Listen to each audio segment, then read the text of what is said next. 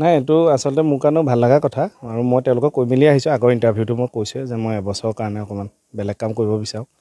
আৰু তাতে শেষ হ'ল মোৰ কাম এবছৰে আছিলে গেমে খোপাবন্ধি ঘূৰি আহিল CID মোহন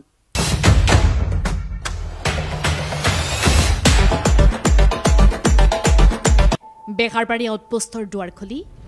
কামবেক কে খাটনিয়াৰ আৰু মোহনৰ তেওঁলোকৰ লগত যোগাযোগ হ'ল আকৌ এইখনতো একে আৰম্ভণিৰ পৰা যিহেতু মই থকাই একে জন্মৰ পৰা গতিকে আকৌ ইয়াত আৰম্ভ কৰিছোঁ জানুৱাৰী মানৰ পৰা শ্বুটিং কৰিম এতিয়া প্ৰম'বোৰ শ্বুট কৰিলোঁ আৰু এইটো মানে সুবিধাতে যে অসমবাসী ৰাইজক আগন্তুক ইংৰাজী নৱবৰ্ষৰ চেনেলৰ জৰিয়তে মই ওলগ জনালোঁ সকলো ভালে থাকক সুস্থ থাকক হাঁহি থাকক থেংক ইউ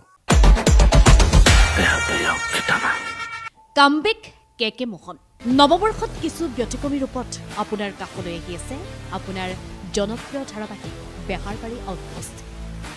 প্ৰথমটো প্ৰমো মুকলি হোৱাৰ পাছতে ধাৰাবাহিক প্ৰেমীৰ মাজত উল্লাস অসমৰ চৌদিশে চলিছে চৰ্চা কোনোৱে ক'লে আকৌ চাম কোনোৱে আকৌ ক'লে এতিয়াহে জমিব মোহন কেকেৰ ডাইলগ আহিল কমেণ্ট বক্সত নতুন বছৰ মানে এতিয়াতো ইয়াত শ্বুটিঙতে আছোঁ অসমীয়া চিনেমা এখন আহি আছে NRC বুলি আৰু বাকী বেহাৰবাৰীলৈ যাম বেহাৰবাৰী মাজে মাজে কৰিম আৰু তেনেকৈ চিনেমাৰ কথা চলি আছে আৰু দুখন যদি স্কেডুলটো মিলে আৰু সেয়াও মিলাই লৈ কৰিম চাগে আৰু নতুন বছৰতে গাড়ীখন ল'বলৈ লৈছোঁ তেওঁ মোক বাধা দিব লাগে নে উৎসাহ দিব লাগে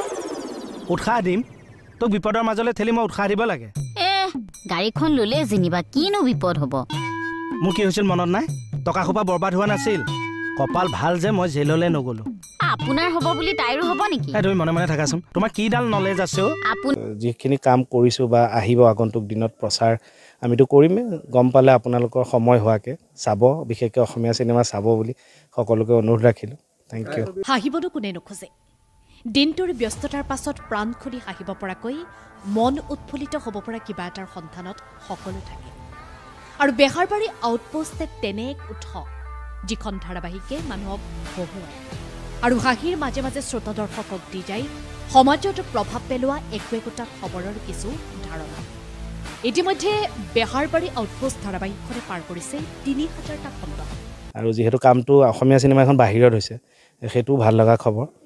আৰু যিখিনি ৰাইজে মৰম দিছে তাৰ বাবেও ৰাইজক ধন্যবাদ জনাইছোঁ আগন্তুক দিনতো এনেদৰে উৎসাহ আশীৰ্বাদটো ৰাখিব যাতে আমিও কামখিনি এটা আত্মবিশ্বাসে কৰি যাব পাৰোঁ আৰু অতিক্ৰম কৰিছে 10টা বছৰ প্ৰাগ নিউজৰ ভগ্নী চেনেল ৰেঙনিত সম্প্ৰচাৰিত বেহাৰবাৰী আউটপোষ্ট আটাইতকৈ দীঘলীয়া এখন ধাৰাবাহিক কিছু ব্যক্তিগত সিদ্ধান্তৰ পৰিপ্ৰেক্ষিতত কে খ্যাত সিদ্ধাৰ্থ শৰ্মা আৰু CID মোহন খ্যাত দীপজ্যোতি কেওট আঁতৰি আছিল ধাৰাবাহিকখনৰ পৰা এইটো প্ৰমো ওলাইছে এতিয়া এইকেইদিন প্ৰমো ওলাব আৰু ক'ৰবাত এনেকুৱা কিবা ফটোশ্বুট হৈছে এইবোৰ হৰ্ডিং চৰ্ডিং আহিব কিন্তু এপিচোড হিচাপে মই চাগে এই চিনেমাখন যিহেতু কৰি আছোঁ মই জানুৱাৰীৰ মাজত গৈ শ্বুট কৰিমগৈ জানুৱাৰী শেষৰ ফালৰ পৰা চাগে ওলাম আৰু হয়তো মোহন আগতে ওলাব মই অকণমান দেৰি হ'ব চাগে অসমীয়া ধাৰাবাহিকখনত বিগত কিছুদিন ধৰি মোহন কেকেক কিছু মিছ কৰিছিল আৰু ৰাইজকো মিছ কৰিছিল কে মোহনে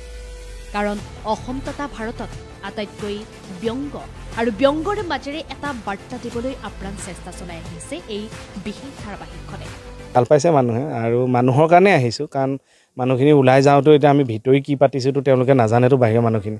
এটা হৈছে এটা কৰিছে আৰু কিন্তু এতিয়া ওলাই আহোঁতে সেই মানুহখিনি বিভিন্ন মেছেজ চব ষ্টেটাছ দেখিছোঁ টেগ কৰি দিছে মোৰ বিৰাট ভাল লাগিছে আৰু এটা ক'ৰবাত হ'লেও এটা আশীৰ্বাদটো ভাল লাগে সকলোকে ধন্যবাদ বেয়া পাই নাথাকিব লাখ লাখ অনুৰাগীৰ কাষলৈ এতিয়া নতুন ৰূপত উভতি আহিছে সিদ্ধাৰ্থ শৰ্মা আৰু দীপজ্যোতি কেওট আমাৰ কামবোৰ চাব বেহাৰবাৰীত পোষ্টটো চাব চিনেমাও চাব সকলোকে ধন্যবাদ